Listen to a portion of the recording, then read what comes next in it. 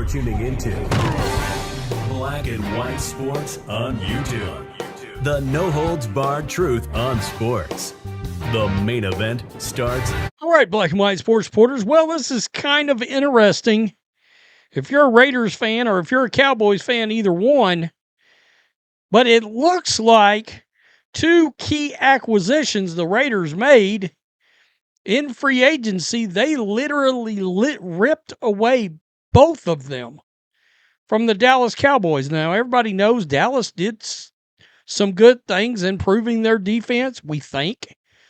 And they got some good players. They went after Max Crosby and didn't close the deal. The Ravens ended up getting him, and we all know how that turned out. And it just so happens the doctor that said Max Crosby's knee looked like it was a bad situation, causing the Ravens to back out, was also the Cowboys doctor. I find that pretty amazing. But look, these doctors that are employed work on all kinds of players, right? They're usually very prestigious doctors that work on athletes around the country, and there's several of them out there, right? Well, anyway, there also seems to be something else here, and that is the idea that you had these players, at least Quay Walker, who couldn't even get a hold of one of the teams.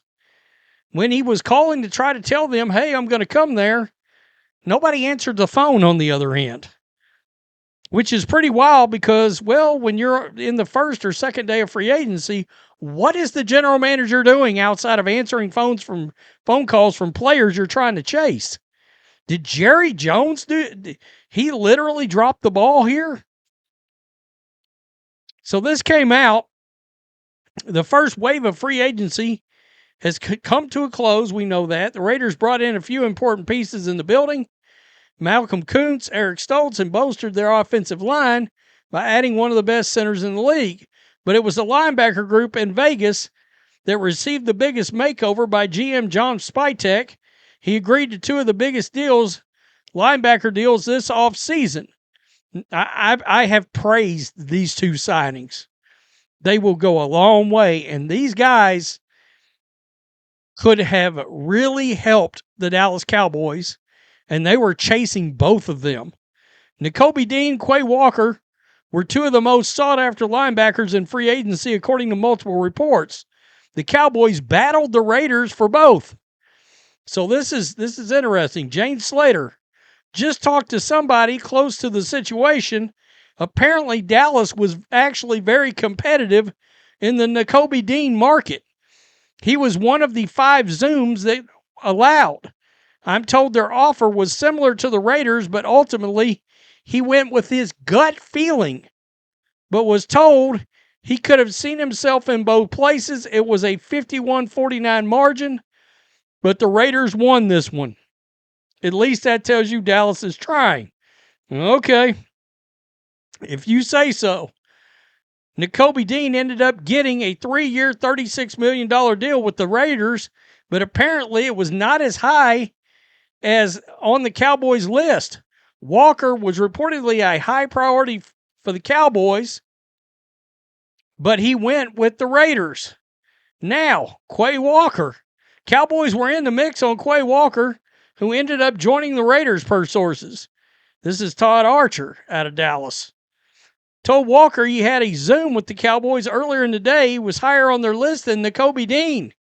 The search for linebackers continues. I saw Logan Wilson, who wasn't much help. I saw he retired, actually. Stealing players from Cowboys owner Jerry Jones is a good story, but the deeper details might even be better than advertised. According to Raider Nation radio host JT the Brick, there was at least one team the Raiders swooped in against and made a deal while opposing GM wasn't answering his phone. Jerry, what were you doing, Jerry? Huh? What was more important than answering the phone from one of these prize free agents? Quote, I've been told that when Spytek was making deals, other GMs were not aware that the Raiders were on the phone making late afternoon deals. where the other GMs were sleeping on the job, one of these players they wanted the exact players that they got. Spytek was humming at the Raiders facility while others were not available or weren't or didn't feel a sense of urgency. They didn't believe the Raiders, after the Max Crosby trade, the Linderbaum move, were going out and getting Jalen Naylor.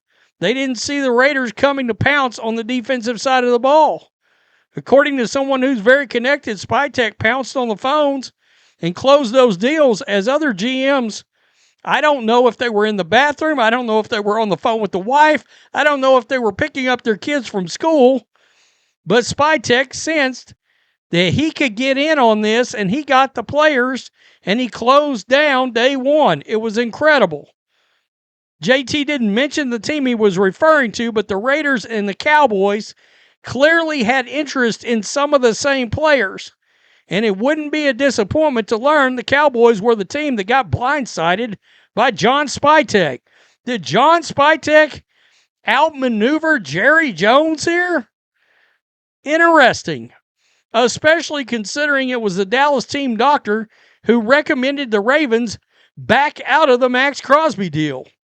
Coincidentally, the Cowboys were also said to be the runner-up behind the Ravens to the trade for Crosby.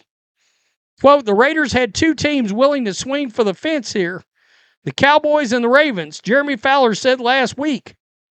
The Ravens were willing to give up 2 first-round picks. The Cowboys were not. I was told the Cowboys were low-key devastated. They were eyeing him for months, but they just had a tipping point.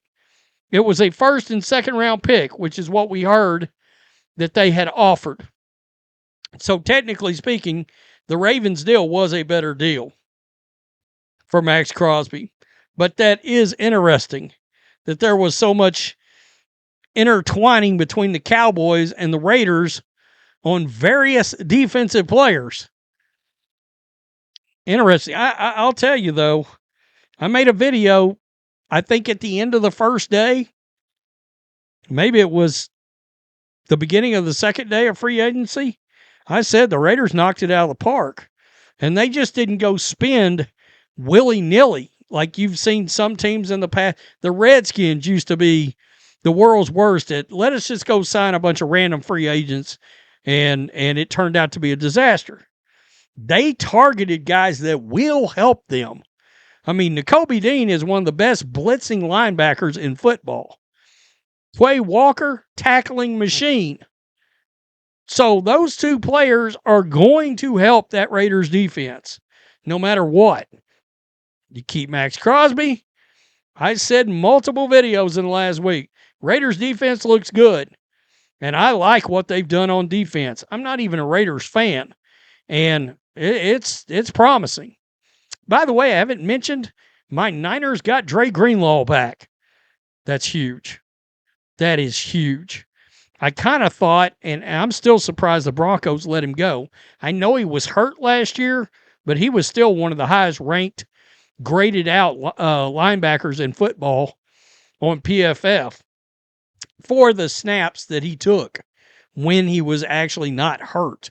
So I think it was a huge acquisition to get him back by the Niners because their defense was very hit and miss this year. Tell me what you think.